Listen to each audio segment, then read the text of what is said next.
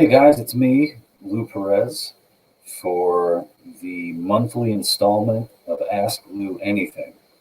And I've been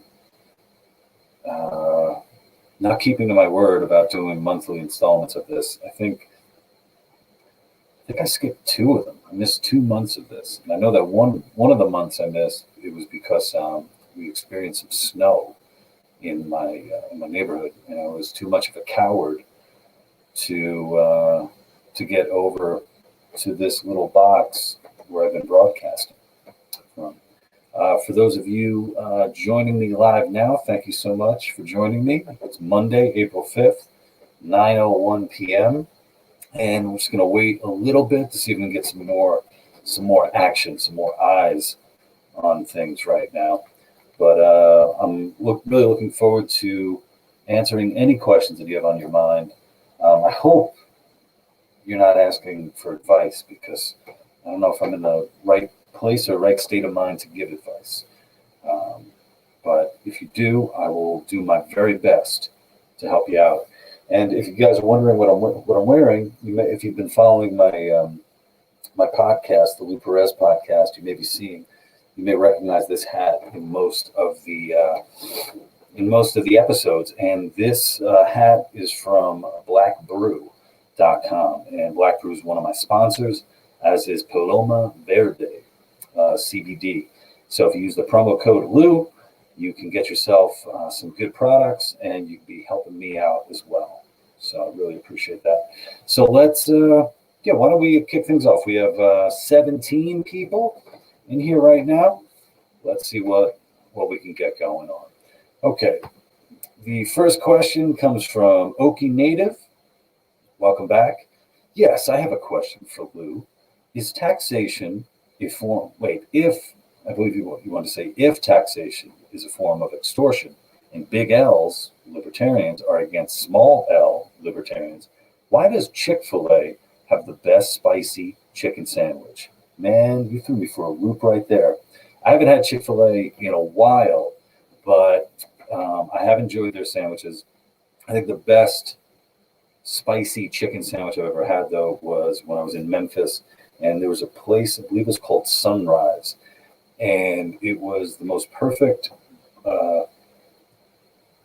fried piece of chicken, like a breast, and it had a pickle on it and a biscuit and this honey. I think it was like a honey spicy sauce that was just fantastic. And I think the reason why is freedom, perhaps. Let's see. Rabbi Groiper is checking in. This can't be good. Lou, I've been a fan for a long time, and I've been chomping at the bits to ask you this question. Where do you get your ideas from? Oh, thank you. Thank you, Rabbi Groiper. Thank you for not getting me in trouble with the question. So where do my ideas come from? It's basically, responding to things I see, to, getting inspiration. Sometimes it comes not from me directly, but from my collaborators, which is fun. For example, the recent video I put out, Woke Godzilla, that was an idea that came out of a brainstorming writing session with my good friend and collaborator Boris Hyken. And Boris had this idea of, hey, what would it be like if Godzilla was attacking New York City and everybody on the street was basically excusing it because they were justifying the attack based on whatever little political fetish they have. And it was like, whoa, that could be really cool. Let's see what we can do with that. And then developing it. I think a lot of people who are doing creative stuff, there's never like a shortage of ideas. I think it just becomes really it becomes difficult to figure out where you want to put your attention and what's going to be producible. And fortunately, with like the Woke Godzilla one, I mean, if it was just me doing it, there's no way I would be able to pull it off. But we were able to work with a really great After Effects guy who was able to, you know, create this whole world of New York City being destroyed by Godzilla, which was pretty great. But yeah, I mean, currently right now, I mean, I have, you know, probably, you know, over 20 ideas that I think would work really well as sketches. But I just need to, you know, make the time and sit down and actually crank it out. So, you know, so a lot of it comes down to that. And, you know, one thing I have to say is, you know, I'm doing my podcast, the Lou Perez podcast. Please check it out. And I'm continuing to produce, you know, to produce sketch videos. And, you know, I see like a lot of people, especially people with YouTube channels, who a lot of the work that they do is basically responding to stuff that's happening or commentary on what's happening in the news. You know, so you know, fortunately for me, I'm never, you know, doing that 100% of the time. So I am able to exercise, you know, the creative part of me in that, you know, kind of taking an idea from nothing, you know, taking you know, an idea from nothing and then making something out of it. So it's its own thing. So it's not derivative or just in response to something that's happening. And I think that, you know, that plays a big role in that. And then also, you know, having to be on my toes because there's just so much competition out there as far as, you know, people online, people on Twitter, coming up with their own ideas. So you might think you have a good idea, and then it's like, oh man, you just got scooped, you just got beat out for it. But thank you for the question, Rabbi. Bethany Young says, "Are you going to be at Revolution 2021?" What is that, Bethany? Maybe you can explain in another comment what Revolution 2021 is, or if you have a link to it, maybe you could hit me up with that. But it sounds fun. Let's see. Logan Smith says, "Any plans for short form comedy skits, political sketches in the future, or have you retired from that?" No, Logan, no. I've been doing it, man. Yeah, I released the first one. Was it my first new one? Was it back in February? I don't know, but I definitely I have new sketches that are out there. If you go to my YouTube, go to youtube.com/c/the Lou Perez, and I have a playlist there. Actually, you know what I'm going to do? Let me share the playlist I'll just share it in the comment section, and then you guys could check that out. Where are we? Yeah. So I have hope you hear that? It's like gunfire. Some of you are getting really hard right now. You just heard some gunfire. So let's see. Okay. So if you guys check it out, I just linked to a playlist that should be uploading right now. Yeah, it should be in the chat. So yeah, please check that out. I have no less than 10 new videos that are going to be coming out over the course of the next few months, and I'm going to be trying to produce new stuff as well. So I hope you enjoy it.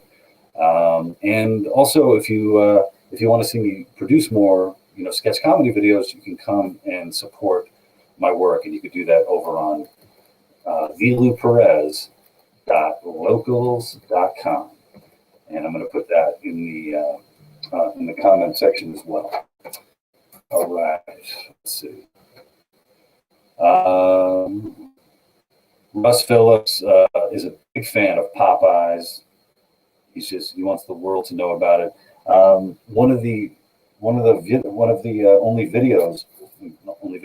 commercials that I booked was a Popeyes commercial, and I booked that some years back, and it was a really great story. It was a road trip story about a bunch of college guys who just had a craving for Popeyes and decided to hit the road. And I ate so many bites of drumstick, and it got to the point where, you know, at first, like the first, like, you know, 5 or so bites, which is so good. But then after that, I had to use a bucket, a spit bucket. So basically taking the bite and then spitting it out. We went through a lot of chicken that day, man. A lot of chicken. Jeremy asks, why are there so few normal libertarians? I don't know, man. I think Jeremy and I are both in New York. We've been trying to figure that out. I don't know. Why are there so few normal libertarians? What do you guys think about that? Are libertarians just built differently? Is that it? I don't know. I'm trying to be, normal. Or not even trying to be normal. I'm just trying to be myself. I mean, maybe I just have it easier. I don't know. See, Okie Native says, it is indeed called the Sunrise Memphis in Memphis. Good. And we are going back and talking about the one of the most amazing chicken sandwiches there.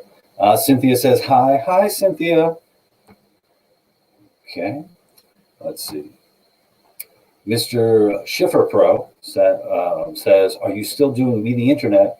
Love your content. Hope you get Malice back on soon. Was a fun talk to listen to. Thank you. Yeah, I am not doing We the Internet. I have not been with We the Internet since October of 2020. So we're coming up on almost, man, is it 6 months? Man, yeah, October, November, December, January, February, March, April, maybe more than that. We're coming up on 7 months of me not being with We the Internet. So I would think by now they would have announced it or something like that. But for those of you who are wondering, I'm not with We the Internet TV anymore. You can tell other We the Interneters or Louvers, fans of my work, that they can check me out over on my YouTube page. So just go with the Lou Perez, and my new stuff will be over there. As far as Michael Malice goes, I'm really looking forward to having Michael back on sometime. I know that he has a new book out that's coming out. I believe it's the Anarchist Handbook. That I'd really love to talk with him about that. And the one thing I'm going to make sure is that the next time he comes on, that I'm fucking ripped, dude. Because I cannot take that little man calling me fat anymore. This will not stand anymore. He's going to motivate me. I'm going to be doing push-ups the whole freaking time we're talking. I'm just staring at him, straight on. Hopefully we can do it in person. That would be pretty cool. It'd be nice to see Michael. But thank you for watching that episode. Let's see. Andrew asks, if you were offered to write for a sitcom, would you have time for that? I think I would make time for that. Yeah, I think I would make time for a steady paying writing gig. That would be pretty cool. I think that would be really necessary. Right now, since I haven't been with We the Internet in a while, I was basically starting from scratch, and it really feels that way still. After all this time,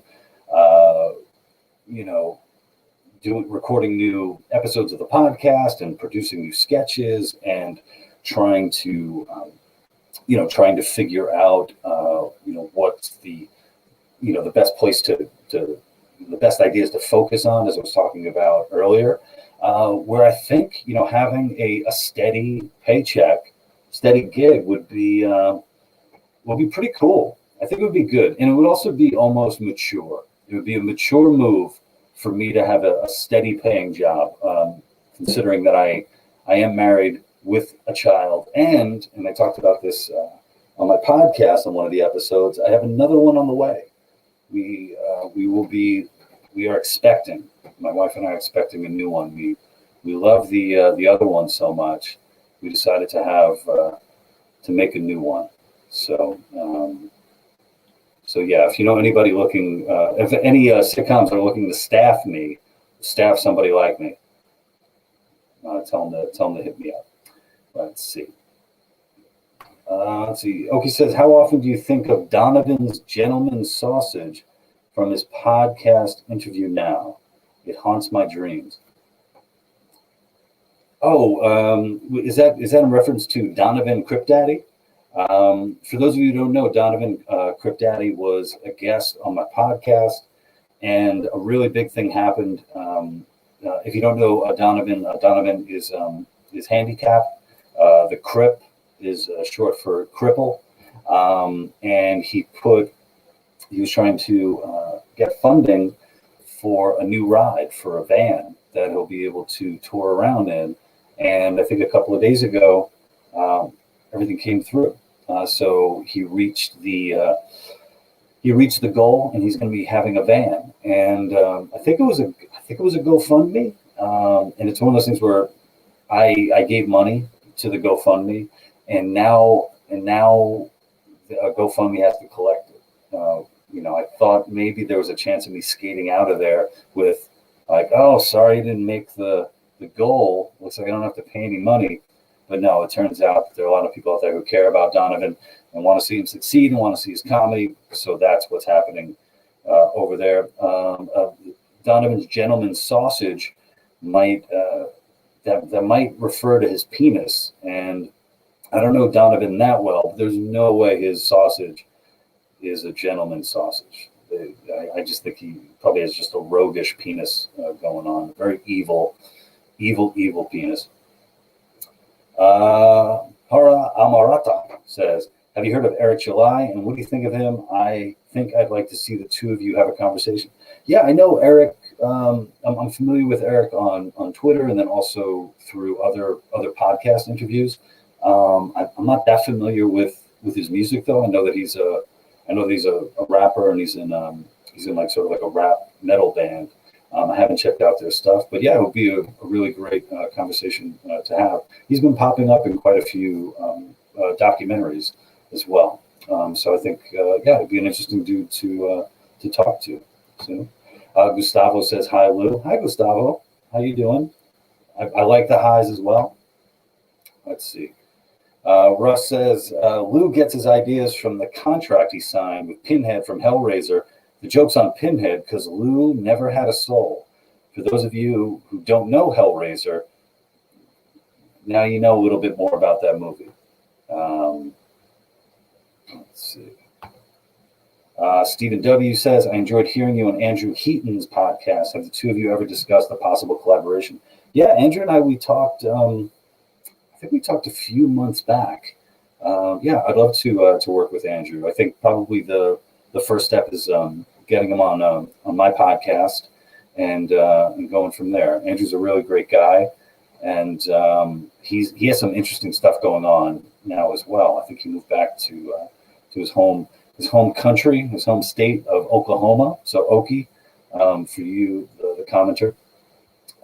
Andrew Heaton is, I think, from there, born and raised.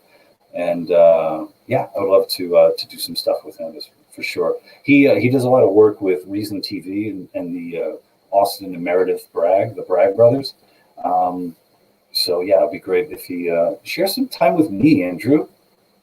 Cool.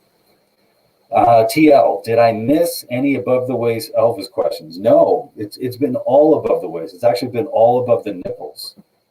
This whole Q&A has been above the nipples. Let's see. Vincent says, will you please stop making me defend Biden? That would be I think that would be a good video to make. Why not? What are the aspects of the Biden defense? What do you think he's being unfairly criticized about? And maybe we can go from there. Let's see. Robert asks, should mass shooters consider the racial political implications before going on their killing sprees? That is really interesting. I'm gonna share with you guys an idea that I had that I have not written up or done anything with. It's a fucked up idea. And sometimes you have these dark ideas, and you kind of have to like let your mind go there, and then hopefully like pull yourself back to the brink. But the really messed up idea that I had, I can't believe I'm saying this. Yeah, I can believe I'm saying it, was a father and a son, and the son has just passed away in hospital from a disease, say cancer. and the father is really upset that the son died from cancer because he's an anti-gun activist, and it really would have helped his political career had the son died in a school shooting. I'm going to let that land. I don't know how you make that funny, but it was a fucked up idea that I had that Robert reminded me of. Yeah, you wonder what the I guess one of the recent mass shootings involved the one guy who shot up the number of spas and killed a number of I believe it was 6 Asian women and 2 dudes, and people automatically blaming it on calling it an anti-Asian hate crime. And I talked about it with Andy No on one of the latest episodes of the podcast. It soon came out that it was a lot more complicated than that. This guy had some kind of sexual hang-ups or fuck-ups, and not excusing it, but he came out and said, blamed it on that. That was his reasoning that he gave. And I remember scrolling through Twitter where all the best takes are, and somebody had pointed that out, as a way of correcting the record or correcting somebody who said that it was a hate crime, an anti-Asian hate crime in particular, and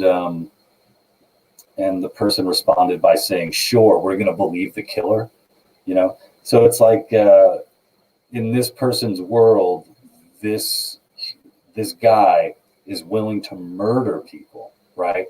But will go out and lie about the motivation, because the only thing worse than being a murderer is, committing a hate crime. He's like, no, I took the lives of 8 innocent people, but dag nammit, I'm not going to be, I'm not going to be called a racist, really messed up stuff. But Robert, thank you for getting me in trouble. And also, if anybody out there wants to steal the idea about that awful idea I had, let me know. David says, I'm here too, believe it or not. Cynthia says, hey, Lou, inquiring minds want to know, Philip Bailey, Phil Collins, who's the easy lover? Wow, I don't know who they're talking about then. And Cynthia, I had no idea. How did you know that I would know the song you're talking about and the amazing collaboration between Phil Collins of Genesis and Philip Bailey of Earth, Wind, and Fire? I don't know who the easy lover is, but for most of my life, I have been a pretty easy lover. I'll tell you that much. It didn't take much to get in my pants. Russ asks, when is Lou Palooza? Ooh, that'd be cool. Who should I have on the bill with Lou Palooza? Let's see. Oki asks, have you considered doing any sketches about the funny things our brethren across the pond do in their politics? Yeah, I have thought about doing sketches. I think what was the one? Again, I'm giving ideas out. I wanted to do this one series, which is basically like a version of Cops, but it would be the English version, where you're following around all of these police in London in their squad cars, but instead of them actually apprehending real criminals, whether it's like stabbings or throwing acid in people's faces, violent crime, shit like that. They spend their time basically tracking down people who leave questionable comments on social media, and it would be ripped from the headlines because apparently Scotland Yard does a fine job of intimidating people for wrong thinkers or having the audacity to put the wrong things out into the public.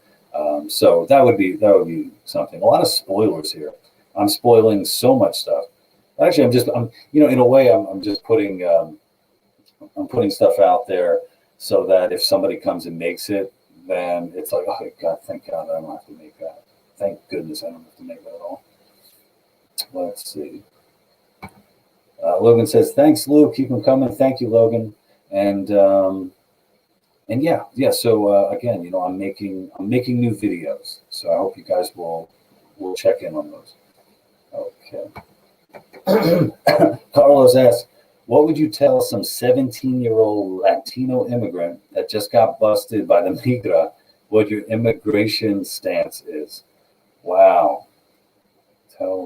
What my stance on immigration is? Oh shit. Well, I'm biased. I'm the son of an immigrant. My dad's pretty great. I think my dad eventually got his citizenship, and he became kind of more American than a lot of Americans I know. So I think a big part of it is, I think a lot of people who want to become Americans, like really are really in it for becoming Americans. And maybe that doesn't answer anything. I don't know. But what would you tell some 17-year-old Latino immigrant who just got busted by the Negro what your immigration stance is? I don't know. I mean, I hope. Can we help him? I don't know. Maybe give him my number. Maybe I can try to help him out somehow. Oki says, can you add your CBD referral link into the description after this is done, please? Thank you. Great. I will do that. Let me do that right now. So we got, here we go.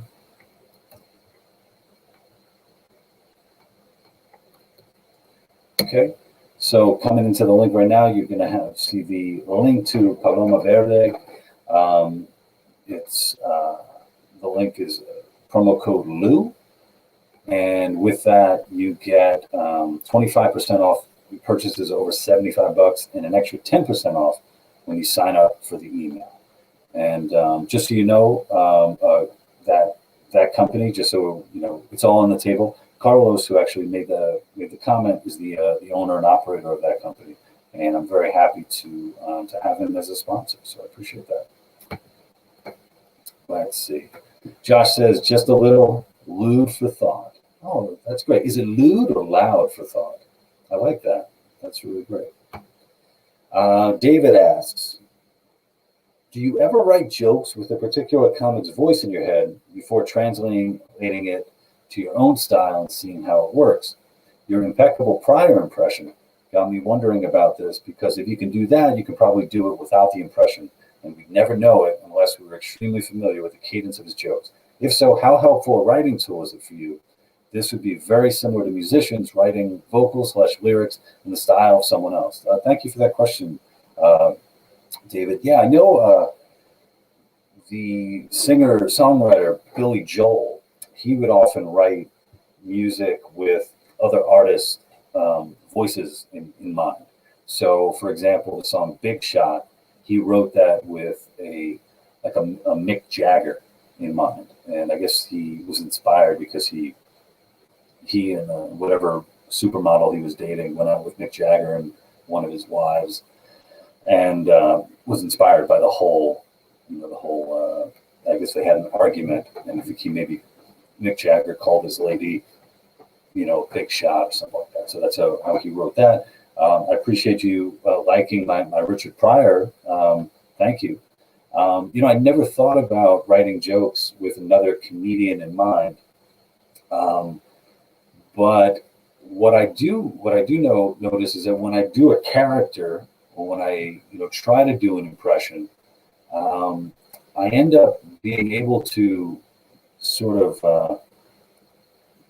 able to do more of a stream of consciousness style in the form of in the voice of that character, and stuff just starts cooking and just starts coming out a lot better. Like, if you guys would notice, there's a comedian, J.L. Coven, who does one of the, maybe possibly the best Trump impression, and he's able to riff and riff and riff. To the point where he has one of his podcasts that he does. He does Donald Trump for the whole time, the whole duration of it.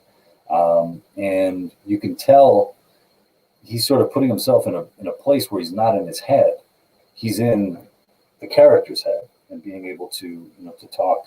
So it's almost like a ventriloquist in a way. No, maybe it's more of like a seance. You're kind of embodying the spirit is entering you and being able to talk. So that might be something to think about if I want to write. If I want to write something that maybe like be able to break down an idea or a joke, is like, let me try to get into the body, into the mindset of one of these people, and see what happens. Although I think I appreciate your very nice things to say about my prior. I wonder how far I can take prior, though. I don't know how far. You ever be learning? Like, fuck, what is it going to be like? You ever go to the airport and shit? Like, I don't know. I don't know. I'm trying to wonder. Maybe there's a way for me to write about being a dad, and I'm just addressing my son as Richard Pryor, and then seeing where that goes. We'll see. Amarada says normal is a fake construct. What's normal to one is insanity to another, and that's in reference to Jeremy's question about why are there so few normal libertarians. Actually thinking about that, libertarians are such a minority, and you sort of, I have this joke where I just say, the good thing about being a libertarian is that, no matter what, every 4 years, no matter which way an election goes, we know we're going to be unhappy. I think there might be something to that where, it takes a certain kind of person who's willing to, stare down or face down what is popular. And, there's something, I don't know, maybe there's something to that. It's certainly become a little pain in the ass for me over the past few years. I find myself facing down things too much in a way. I don't know. I don't know. On an episode coming up this week on the Lou Perez podcast, which you can hear early if you join my locals community. Locals, it's thelouperez.locals.com. I talk with my good friend Todd Seavey, and one of the problems that I've been having, I guess, over this past year and a half in particular, is trying to live a principled life, and trying to figure out, well, one, what are my principles, and then two, how principled of a life can I live, and then also what am I willing to sacrifice to live by my principles. And it might be something where the line that I just said there, but there are probably people out there listening to be like, oh, well, you fucking pussy. What do you mean? You just live a principled life. But I am dealing with a lot of people who don't agree with me. I'm dealing with institutions and systems and structures that I don't agree with. So it's like, well, how do I navigate? How do I navigate the world? How do I be a good person and not feel like a phony? I think so. That was something that the conversation with Todd, who has studied philosophy, and he's written a book, Libertarianism for Beginners.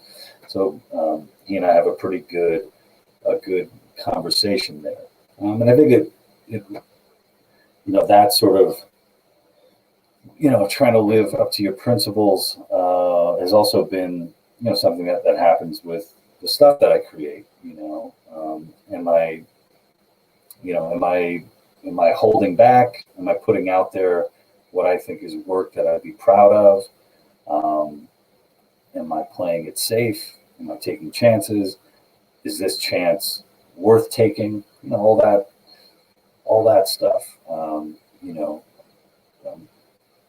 I'm probably not very unique in that. If anybody is an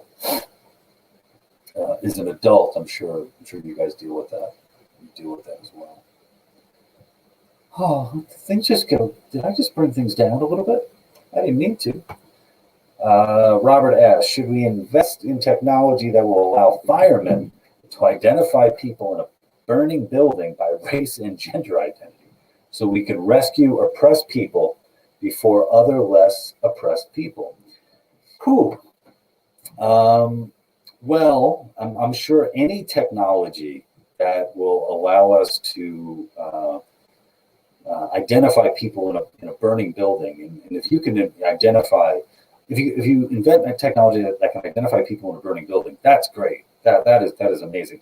If you can invent a technology where it's not just like heat seeking or anything like that, it's you can tell, like, their race and their gender. Like you can see balls, you can see ovaries, and that sort of thing. That is amazing, and I'm sure that there's got to be there might be a practical reason for that. But as far as rescuing oppressed people for less oppressed people, obviously that has a corollary with what was happening with with the rollout when it came to vaccines. And a little while ago, Camille Foster was a guest on Bill Maher, and he was talking about how how there was talk about getting people of color or black people the vaccines or the help before elderly people, and he used it as an example of sort of the messed up side of intersectionality or anti-racism, where you take a very specific group of people who are at risk, elderly people, and what supersedes them but these the specific identity markers, and for whatever justification. So it's not that far away, I guess, having this kind of conversation. I remember a few years back, there was a big controversy. I think it was in Connecticut when it came to the tests for firemen, and there wasn't enough representation on these specific fire departments, and there was a lawsuit filed basically saying that these tests are are basically made to keep out Black and Latino applicants from becoming firemen. And the charge was, this is racism, this is systemic racism in action.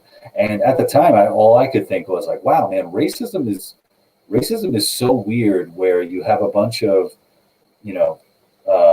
Black and Latinos who want to run into a burning building, and the white racists are saying, no, we get to risk our lives. You guys don't get to do that. I gotta get a laugh track. Let's see. Excuse me, getting that cough out. Jake Wolf says, does sporting a beard and being a shoo-in for Billy Mays hurt or help your career?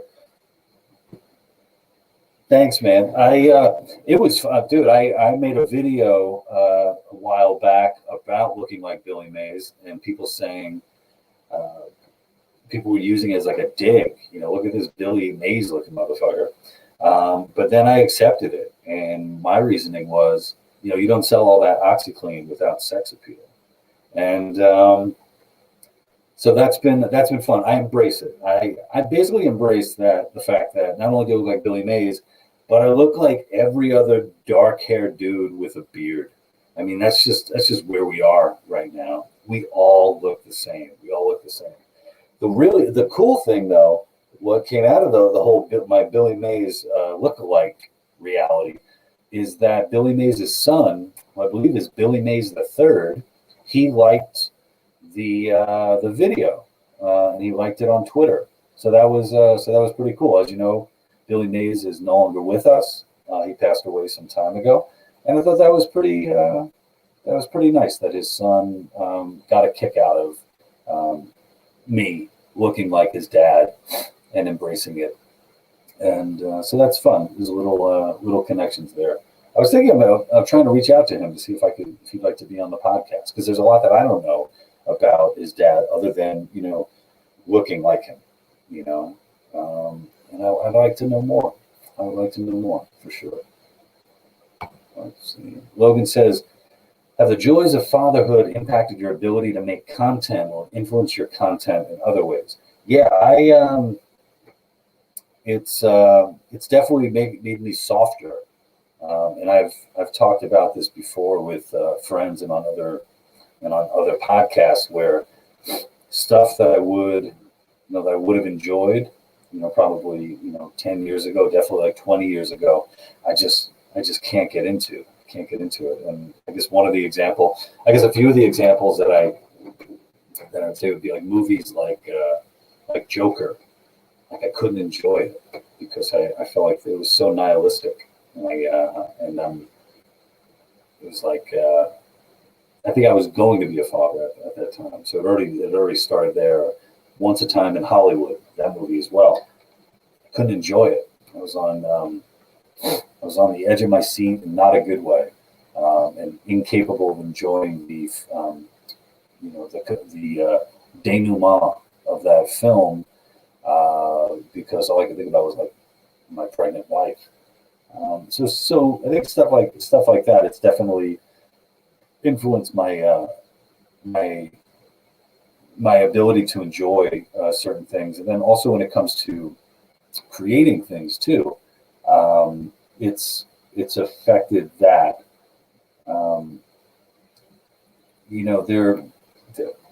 There over the past 6 or 7 months or so, since I was no longer with We the Internet, I've been putting out a lot of stuff that quite a few people have told me it's like, ooh, you're really going for it, you're going out there. And I've had a number of people who worked with me, who have asked to remain anonymous, who've worked on projects in the interim. I don't know. Let me take a minute, because let me express this the way. I am putting out material that people are collaborating on with me and asking not to be named out of fear that it could derail prospects for them in the future. They want to work in this industry. They want to work on other things, and there's a chance that if someone were to see that they were associated with videos that I made, these are comedy videos. If someone were to see that they're associated with comedy videos I made, that it might fuck things up for them. And that's upsetting. And partly it's upsetting because, well, but my name is out there, my face is out there, and I got to live with it. I got to live with the with the results, with the ramifications. So, part of me, I've thought, oh, why do I stop doing this stuff? I could stop doing this stuff altogether, or dial it back, keep some stuff to myself, not go as hard, not make the kind of only make the kind of stuff that people are okay with putting their names on. But since I have a child and another one on the way, you would think, oh, well, if you were, the smart thing would be, Lou, is to, make sure you're able to work in the future. But I think what's more important for me is to leave a world for my kids that I'm happy that I took part in, and that I didn't hold back when others would hold back. Or I'm willing to put myself out there in what I believe in. So fatherhood is, on one hand, it's made me softer, and on the other hand, it's made me, I'll say, braver. That's the way I would put it.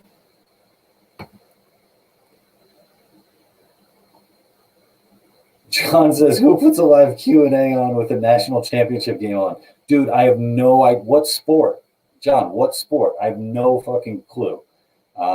My all I know about sports is for the past like week or two, I've been having a really fun time trolling people about the WNBA.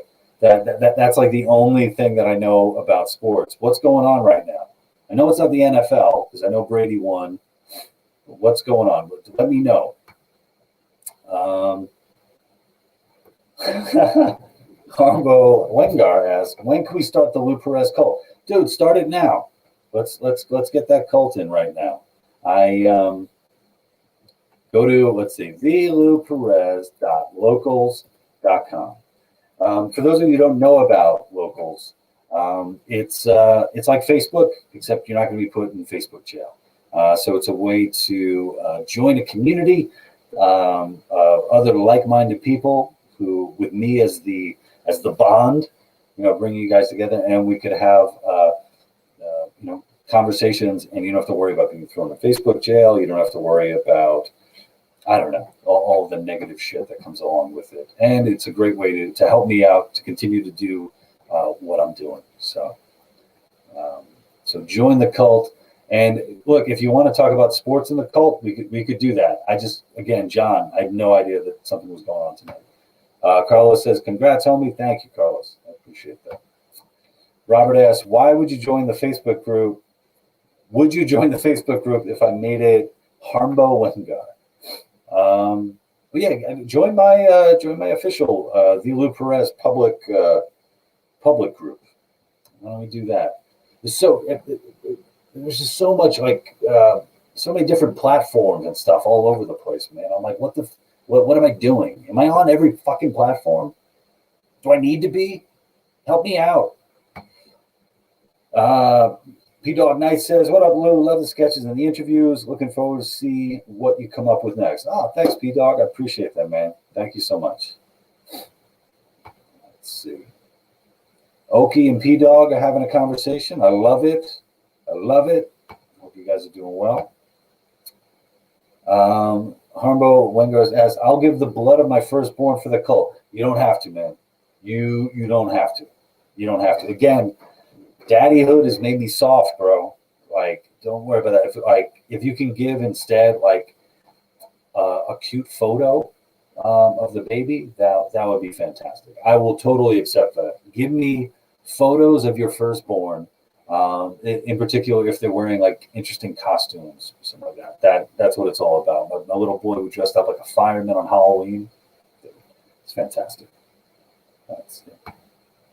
Oki, thank you so much for giving me some dough, man. Here's some money so Susan can have her 30% and maybe send out notifications. Doubtful. Okay. Who's Susan? TLS, pretty sure your dark ideas are some of your best. Thank you, TL. I appreciate that. I really appreciate that. And they still come, as soft as I got as a dad. I still get the dark ideas, man. They're still there. They're still there. David Owens, hello. What's the most difficult part of the content creation process, and how do you overcome it? Is it something along the lines of coming up with the ideas, or along the line of monetizing it, or somewhere in between? Coming up with the ideas, I think, it's easy to, have thousands of ideas. If I was to go through my notes, there was just ideas after idea after idea. I think it's choosing,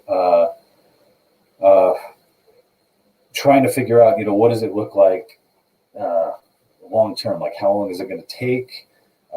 Is it going to be worth it? By the time that we make this, is it going to be fresh? You take something like the Babylon Bee.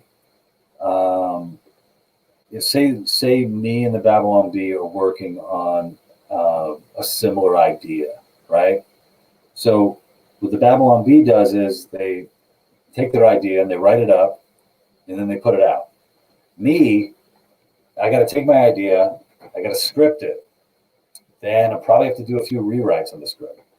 Then I got to cast it. That's if I decide to shoot this idea. Then I got to find a location. I got to shoot it. I got to edit it. Maybe there's music involved, all that, coming together, and the process is just so much longer, and it's a thing too, man, with so much of this stuff with the content creation.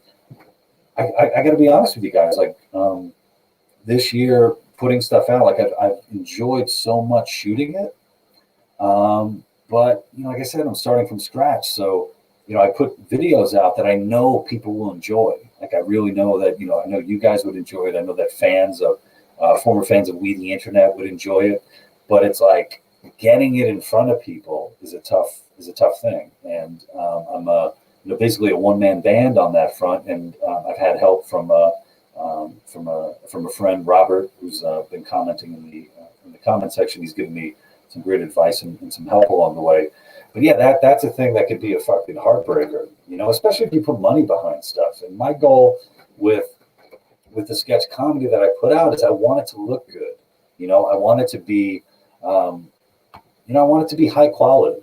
And I think when it comes to sketch comedy, I think a duo like Key and Peele really raised the bar so much. Not only are they, just incredible performers, but the stuff that they put out just looked so great. They looked like cinematic.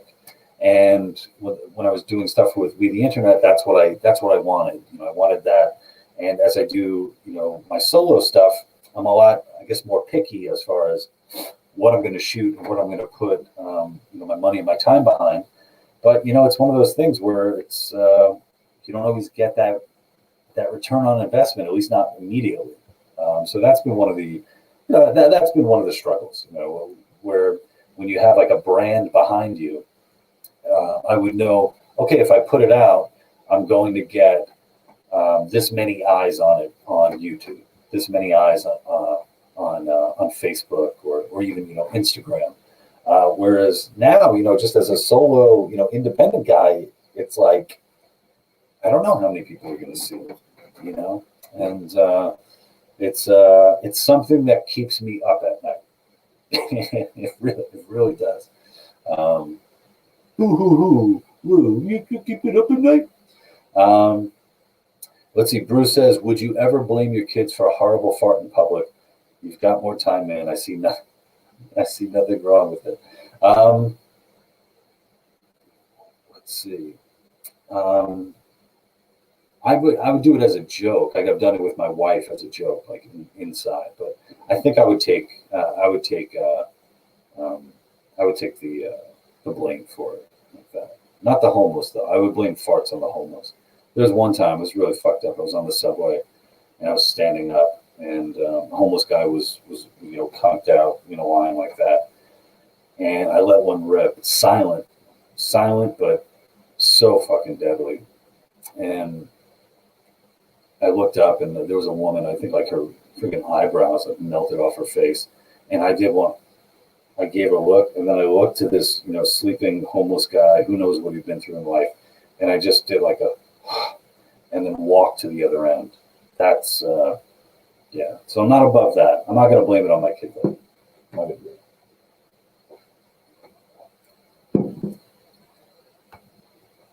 So we got P Dog. She'll get a hold on you, believe it. That is the lyric from Easy Lover, Phil Bailey. Before you know it, you'll be on your knees. She's the kind of girl you dream of. Okay. Yeah, here's the Paloma Verde store. Use promo code LOU, 25% off purchases over 75, and an extra 10% off when you sign up for email. Right. So if you guys are digging that stuff, please go for it. Okay, I just doubled up on that. Let's see. Board Observer says Joker. Hi. Hello. Let's see. What do we got? We got some more. Sorry, guys. I'm trying to get all of the. There we go. Russ says, my wife has us watching this documentary on the history of pirates in the 18th century on Netflix. Turns out a lot of the pirates were quite evolved and employed a lot of slaves they freed from English slaving vessels. I learned that Blackbeard's best pirate friend was an African man who went by the name Black Caesar. That can't be acceptable. How should his name be changed in the history books? Well, I got to say, that's pretty cool. That's really interesting hearing about that. One of the books that I read with my wife when it was before we got married, we read Moby Dick together, sort of at the same time. And there was actually a time where she had had an emergency. We were in the ER, and she was lying in bed, and I was reading paragraph. I was reading pages from Moby Dick up to her, and one of the cool things about that, the three favorite characters that I have are the harpooners. So you have Queequeg, you have Dagu, and Tashtego, I believe. And one of them, Queequeg, is I guess he's like from the Eastern Islands. I think it would be that. Dagu, I believe, is black, and Tashtego is an Indian, a Native American, something like that. And the three harpooners, I believe, have the most difficult jobs on the whaling vessels, and I believe maybe the highest paid jobs. So here you have three non-white characters who are very important, and so important that they are earning more money than the others on the boat. So I thought that was pretty interesting. That made me think about that. Black Caesar is a pretty cool name, though. Kind of dig that. We have a hi Lou, new fan. Keep up the good stuff, Justin. Thank you so much, man. Appreciate that. Let's see. Jordan Lowe asked, "What's your view on COVID passports? The Constitution is my passport. Also, why are you still in New York? Get the hell out." I'm looking to move, Jordan. Give me a break. Give me a minute.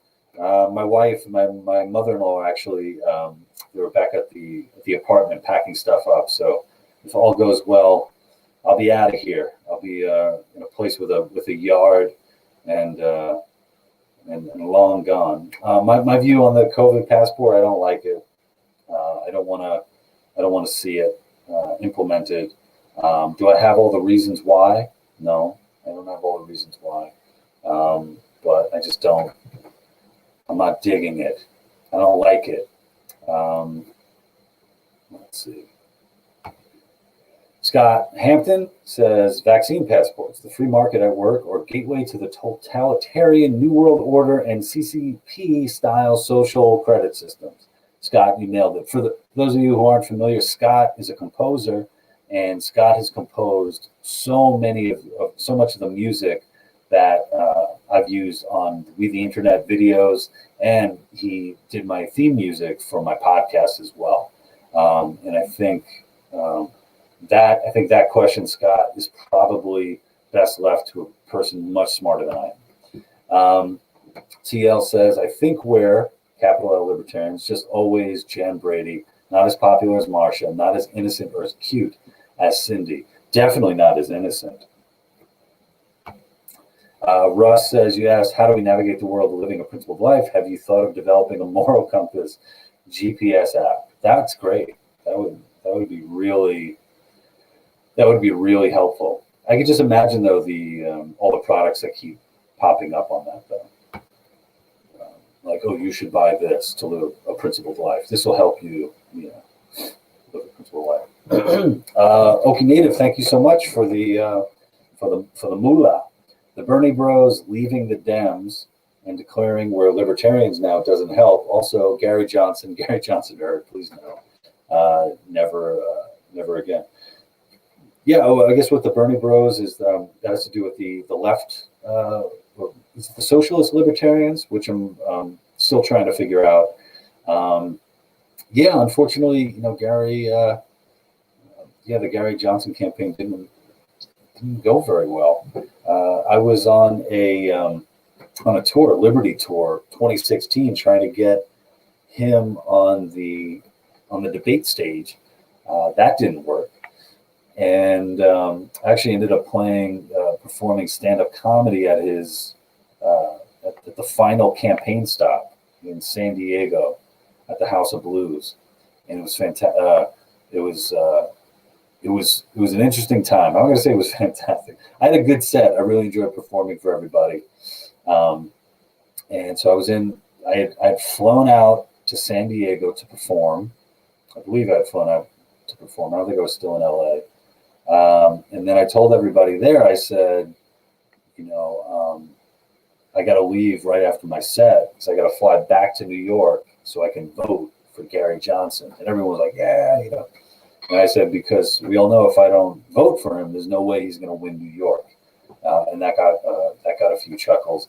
But turns out Gary didn't even show up. He didn't even show up to his campaign stop, to his last campaign stop. That was a bummer. And then I flew back to New York. I voted, and then I was supposed to fly right back to LA the next day.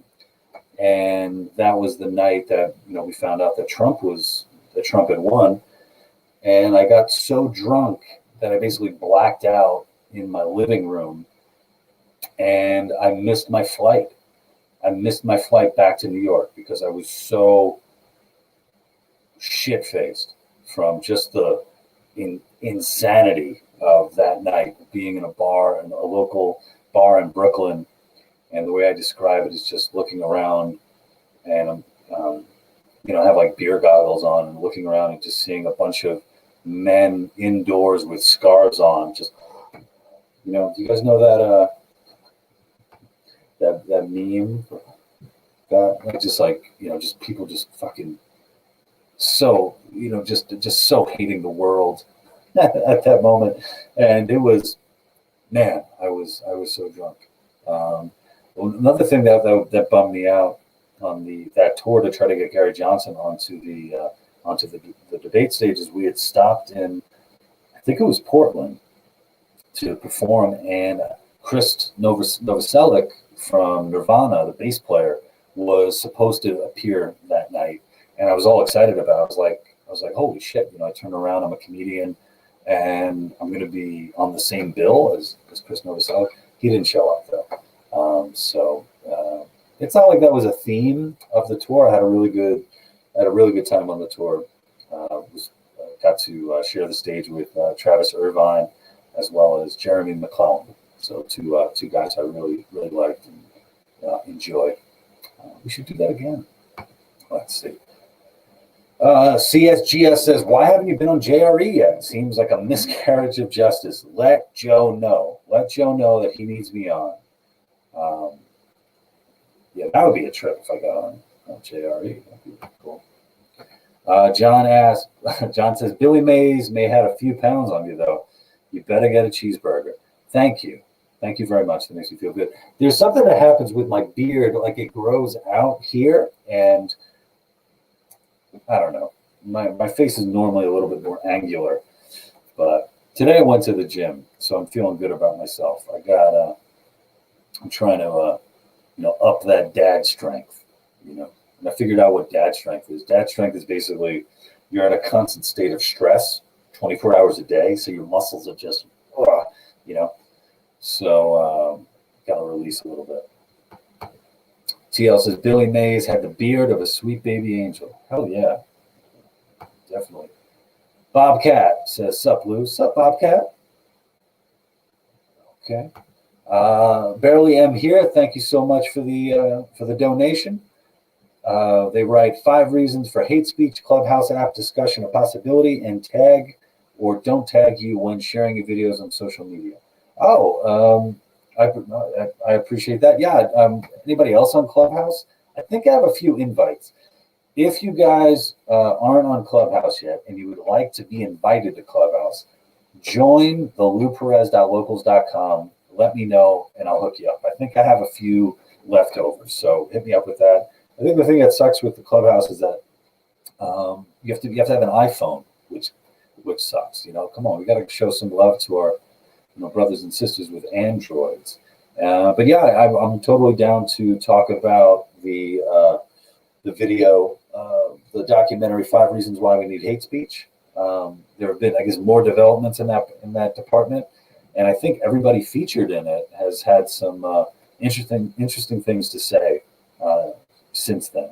So definitely all about that.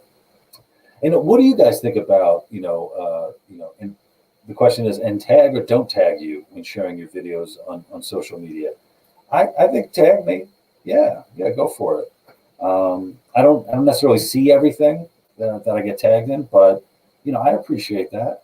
Let people know that I'm still around, even if put on a few pounds. Not let people know. Ross says integrity is the word you're looking for. Thank you. Bobcat says, also, I liked what Jordan Peterson said about having kids. What did Jordan Peterson say about having kids? Did he tell me to have kids? I wonder what JP thinks about me having kids. Maybe I could talk to him one day about that. Smith Munt News says, Lou Perez rules. Thank you. I appreciate that. Okay, we got a long one from David. David writes, I recently had a brief Twitter chat with David Fuller of Rebel Wisdom about anti-woke intellectual James Lindsay in his deliberately rude behavior on Twitter, and it got me wondering about whether or not it should matter if, quote, serious people should have to take Twitter seriously to be taken seriously. As a comedian, do you think genuine intellectuals should be free to mock and ridicule without tone policing? Is hypocrisy overblown compared to what one can contribute? Where's the line? Does it? Well, one thing I would say, I think James Lindsay, I think he does have a different. He has a little bit more, I guess, edge to him on Twitter. But all of the podcasts that I've seen him on, from the Glenn Show to You're Welcome with Michael Malice to the Joe Rogan Experience, I think he's been fantastic. I think he's had a lot of really interesting insights into what's going on. I think I saw somebody say that he's not helping the fight against the woke. I just think that's untrue. I think he is doing a pretty good job of it. As far as, it's weird on Twitter because I see quite a few journalists who publish serious stuff, but then will publish jokes as well. I don't know. I think it seems like it's very easy to slip into that mode. I think it's easy to slip into joke mode on Twitter, and it's easy to slip into asshole mode as well.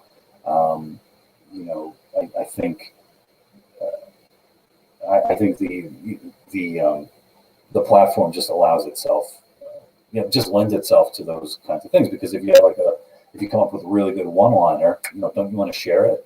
Where else are you going to share it? Where else are you going to share a one-liner? Other than on this specific platform that caters to one-liners. And I think it's a similar thing with being rude. I mean, I'm not one to talk. I'm definitely not going to, tell people to, do as I say, not as I do. But I would imagine, just in general, it would probably be a much better, probably be a good idea if, quote unquote, serious people would not necessarily take the bait and become and I don't know if it's like not deflower their brand, pollute their brand. I don't know. Of course, I'm also commenting on people who are way more successful than I am. They're obviously doing something right. They're hitting a nerve. Apparently says SJW Godzilla is transitioning. Godzilla. That's great. I really like that spelling. Nice. I also think like Godzilla sounds like when you're in college and you meet somebody who describes himself as polytheistic. You're like, really? You believe in multiple gods? And then like this is like Godzilla's one of the heads of it. T says stuff you've got on your YouTube channel looks pretty good. Thank you. I hope you check it out. It's weird. I've been producing stuff for so long, but I still feel kind of new to this, in that wondering what's gonna hit, what's gonna excite people. So on my YouTube channel, I have sketches, I have monologues, I have full episodes of my podcast. I have clips from the episodes that I think might be interesting to people. So thank you for checking it out. Appreciate it. David says, very cool. Thanks for answering. You're welcome, David. My pleasure. Okie Native says, do you have a TikTok for your short form off the cuff comedy? I don't use it. I'm told the young people do. Dude, I just started a TikTok. And I've added some stuff to it that I guess I hadn't put on other platforms. Excuse me. Hoi. I had to get that sneeze out. I did just start a TikTok. I had a number of people telling me, dude, you got to start a TikTok. You got to do it. Maybe I'll start doing more off the cuff stuff, one-liners or, set up jokes. I don't know. I'm on so many things, man. I'm on YouTube. I'm on Facebook. I'm on Instagram. I'm on TikTok now. I got this Rumble thing going. I got Odyssey going. I don't know what to do, man. I'm on too much stuff. Locals. I'm on locals as well, of course. Let's see. Billy says, a pirate named Black Caesar lisps inconceivable. It's a nice little Princess Bride reference. Let's see. Robert Beckler asks, and why was Moby a dick? You know what? I read the book. No clue. No clue why they, or at least I don't remember why it was Moby Dick. I'm not sure. Well, I mean, he took Ahab's leg, dude. It's kind of a dick move, no? Oh, I'm reminded of one of my favorite parts of the book. Ahab is the captain of his ship, obviously, and they see another ship, and I guess they call it galleing, where they come up side by side, and then the two of them meet, and apparently, I think it was Moby Dick had taken the arm of the other captain, so he had like an ivory tusk or whatever for his arm, and Captain Ahab had one for his leg, and they bumped amputees, whatever you call it. They bumped limbs, which I thought was pretty interesting. There's a lot of funny stuff. In Moby Dick, for sure. Jacob says, if the cult takes off, his followers can be losers. No, Jacob, louvers. Louvers. Louvers. Let's see. Okay. Oh, T, thank you very much for the bucks. You need to make it easier to send you money. I'm not joining locals. I need another platform. Like I need another hole in my head. Love your sketches. Thanks, man. No, I hear you, man. I totally hear you. Maybe there'll be an easier way for me for people to send me money. I got a Venmo too. If you look up Lou Perez, I think is it Lou Perez or Luis Perez? It might be Luis Perez, LuisPerez3. Yeah. Look it up. You'll see my mug if you want to Venmo me something. But I appreciate it. Thank you. Let's see. Are we coming up? Are people tired? Do people have any more questions? Russ asks, how was Godzilla to work with? Well, fortunately for me, I didn't have to deal with the diva Godzilla at all. Godzilla, the image and the fire and all that was in post. So thank you. All right. What do we got? Anybody else? Let's see.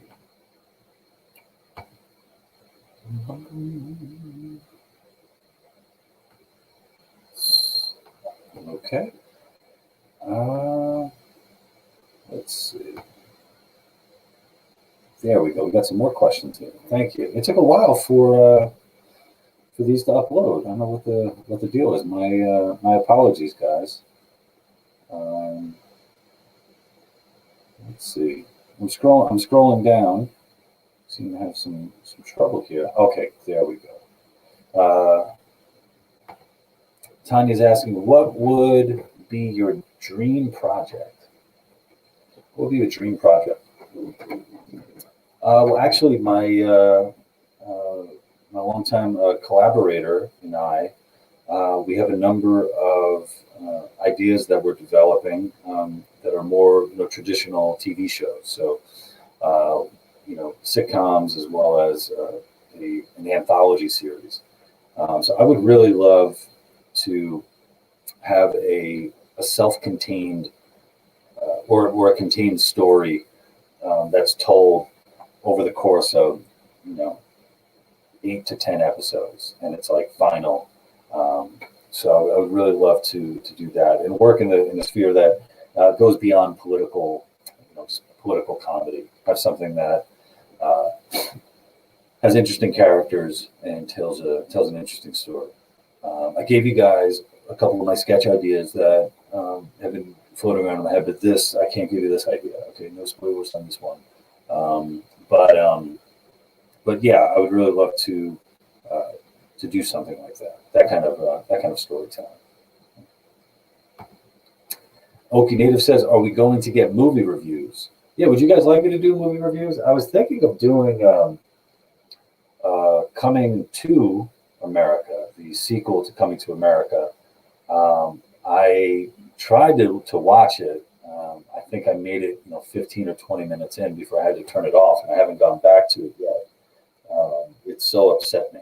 Maybe that might be worth checking out. Would you guys want a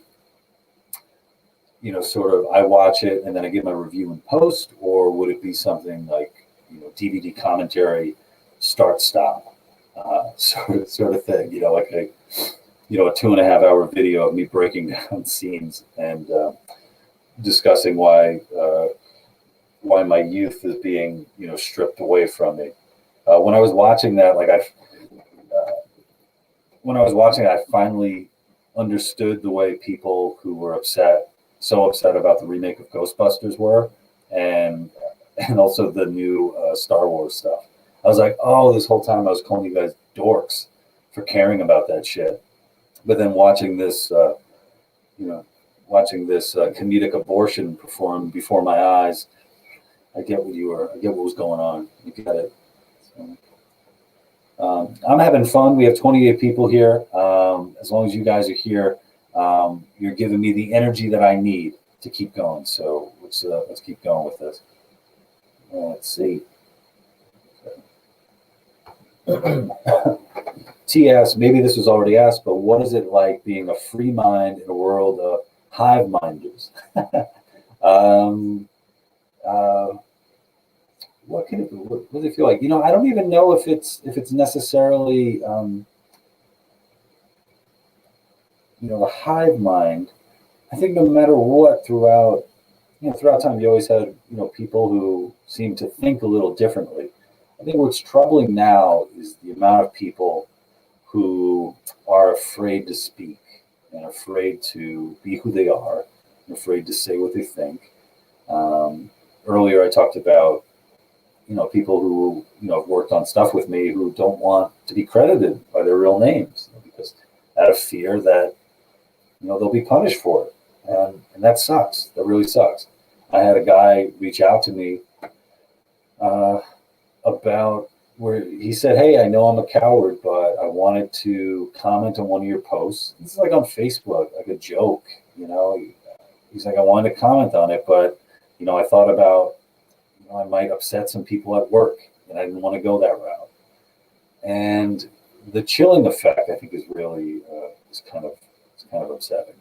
I have a number of people who've said, "I love what you're doing. Can't share your work though." It's like, man, but at the same time, I am feeling there are some points when I do feel a little dangerous, which is cool. This is my version of a middle-aged man getting an earring. I put a joke out there. I'm like, oh, I don't know if people are going to take this, and and see what happens. But ultimately, whatever mind I have, whether it's a free mind or someone, someone has another way to describe it. I'm also ultimately able to do this because I have people like yourself who, are willing to, support me, whether it's, financially or, even the, just the occasional saying that you enjoy my stuff. So I really appreciate that.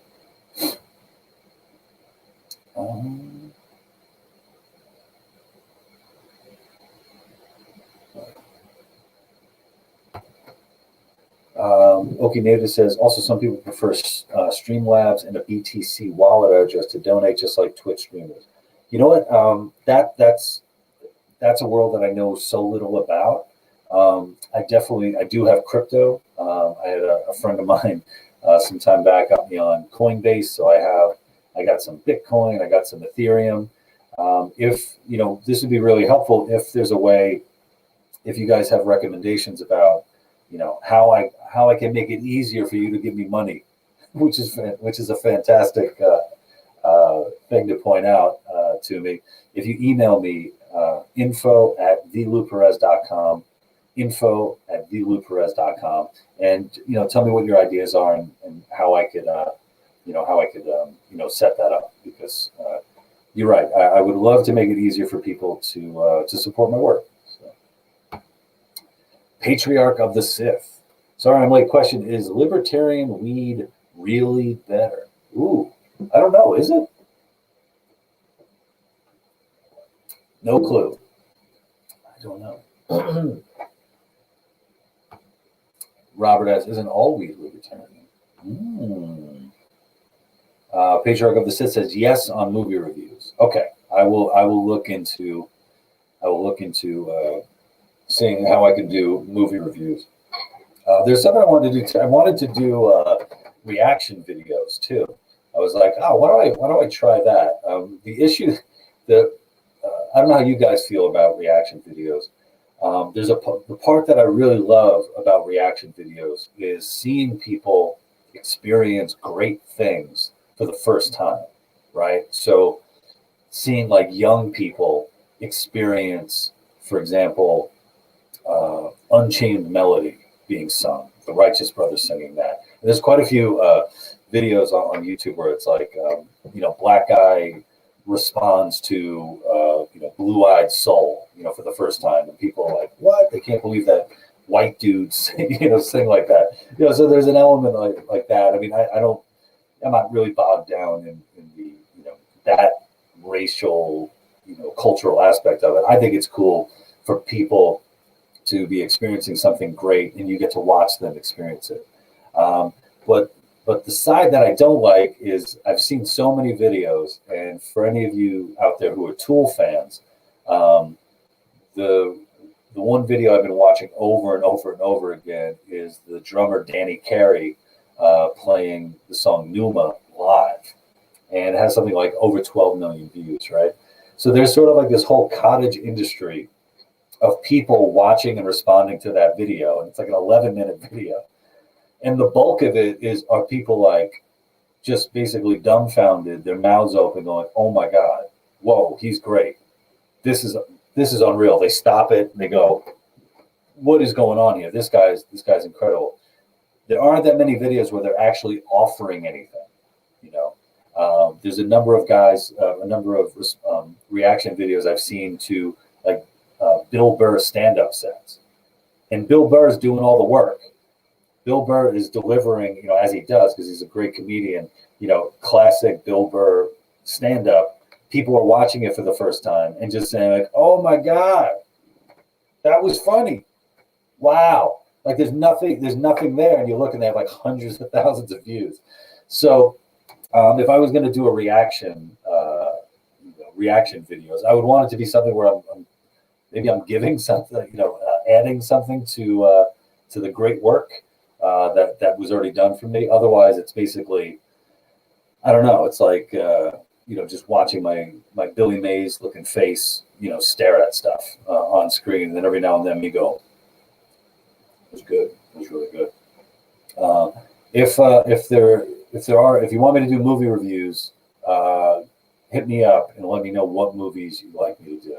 How about that? Bruce W says, "Coming to America was awful.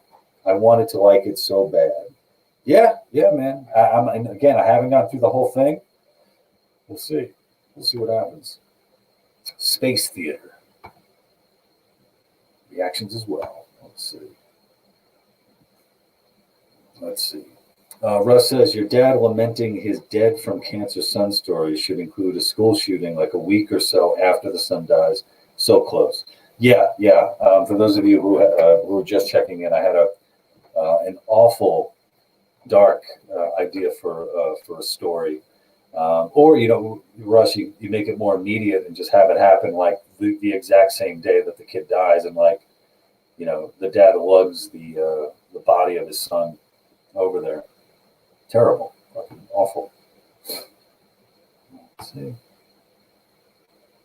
Okie Native says, coming to America wasn't terrible, but I've seen the last few things Eddie Murphy has put out, and that's just his new style. Dolemite is my name was hilarious. Yeah, I really enjoyed Dolemite is my name. And I think that there was something to that, to seeing, Dolemite is my name, and just thinking like, oh, we have Eddie back. But yeah. Skunk weed is communist weed. Patriarch of the Sith says, in authoritarian societies, all comedy is a subversive act. I like that.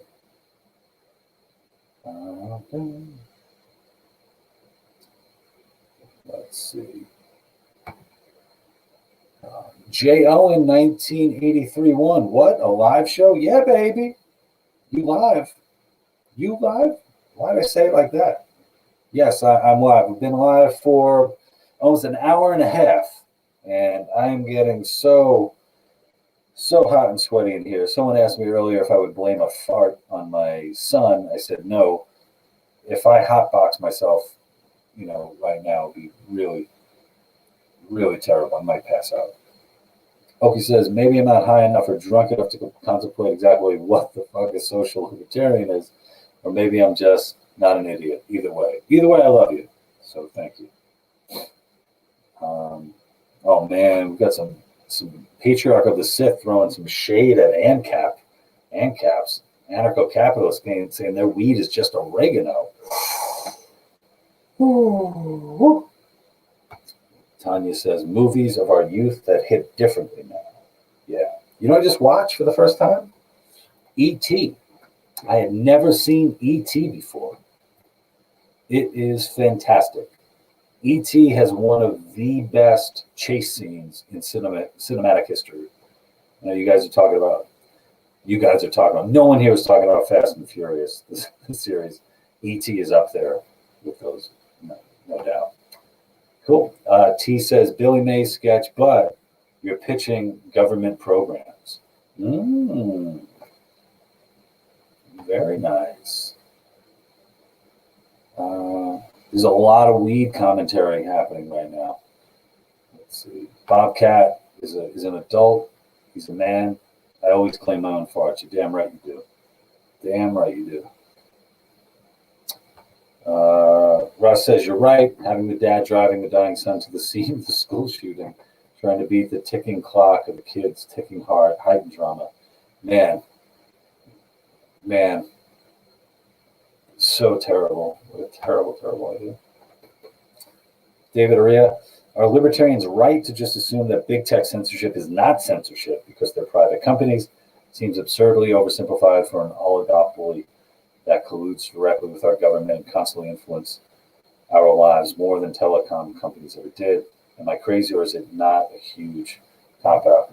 Yeah, I think I'm getting through talks with on my podcast with comedian Ryan Long, Nadine Strassen, and others. I'm definitely leaning more towards the idea that it is oversimplified. Talking about big tech and saying, well, they're a private company, they can do what they want.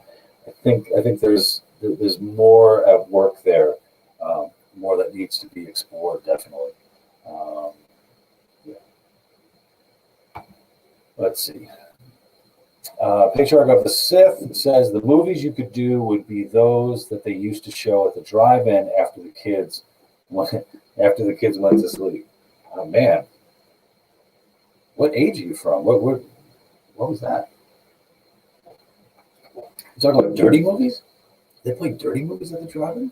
Damn. That'd be cool. That'd be interesting. Let's see. Okie D. Let's see. Okie native. Okay. Let's see. Okie native says movie reviews where your character reacting draws the worst and makes the worst and MSKT incorrect possible interpretation unironically. Elizabeth Aria, thank you, Elizabeth, for checking in to ask the question, favorite bagel flavor? I'm an everything bagel guy. That's the one place where I live in excess. Give me everything. Robert says, I remember those, I guess the drive-ins. Oh man, this is so wonderful. In the comments, everyone is either smoking weed or slipping back into nostalgia. It's awesome. Guys, I'm going to do, how about two more questions, okay? Two more questions. Bobcat asks, is there a group you have yet to offend? Is there a group I have yet to offend? I'm sure there are, but there are probably some groups out there who can take a joke, and that's pretty cool. So, well, we're going to go back. Okay, Dean, yes. Movie reviews where your character reacting draws the worst and most incorrect possible interpretation, unironically. Okay, last one. Okay, Native asks, do you still have those toe shoes? Yeah, man, I do. You guys were talking earlier about preparing a cult of the Lou. Well, years and years ago, I joined the Vibram cult, which is you wear like the foot gloves and you run in these silly, ugly looking things. They're so they're so unattractive looking. Where you could be like in great shape, and then you walk up, you jog up to a chick, and she looks down at your stupid feet, and then it's just like that could just ruin your chances right there. They smell. Like you wear them once and you're running because you don't wear socks with them, and they stink. Like they just stink really bad. And I made the mistake of running a half marathon in mine years and years ago. So I ran like 13 point whatever the hell miles it is, and by the end of it, it felt like I had broken my feet. It was so painful, so stupid to do that. I threw them out, and I ended up not using them like ever again. But then I got back into it. And the reason why I got back into it is because I was doing more traveling, and I figured rather than lugging around sneakers, in my bag, I wanted to be, a little lighter, a little more maneuverable, get in, get out. So let me bring my Vibrams. So I have gone back to wearing those stupid toe shoes. And I haven't been running like long distance stuff. I've been occasionally running hills. So I haven't broken my feet down since then. Thank you so much for pointing those out. Okay, any other questions? William Miller says, I love my fanny pack. Dude, I love my fanny pack too. I don't even wear my fanny pack on my fanny. I strap it like what do they call it? Like a bandolier? Like bullets. That's where I wear my fanny pack right there, my chest pack. Okay, guys, I really appreciate you checking in on me. I hope you enjoyed this conversation. And thank you so much for those of you who threw some money my way. I really appreciate that. And I'm going to do this again the first Monday of next month, May. So once again, thanks. I think I thank you guys so much. Too much. I think I'm getting a little. You're like, Lou, stop thanking us. Okay, I'll stop thanking you. Please check out my work. If you're seeing my stuff on YouTube, please subscribe to my YouTube channel. Please check out the Lou Perez podcast. If you're so inclined, please join the Lou Perez community over on locals.com. And if you have ideas on stuff you'd like to see from me, whether it's reaction videos, movie reviews, sketches, please hit me up over at info@vlouperez.com. So thank you guys so much. Peace. I'm about to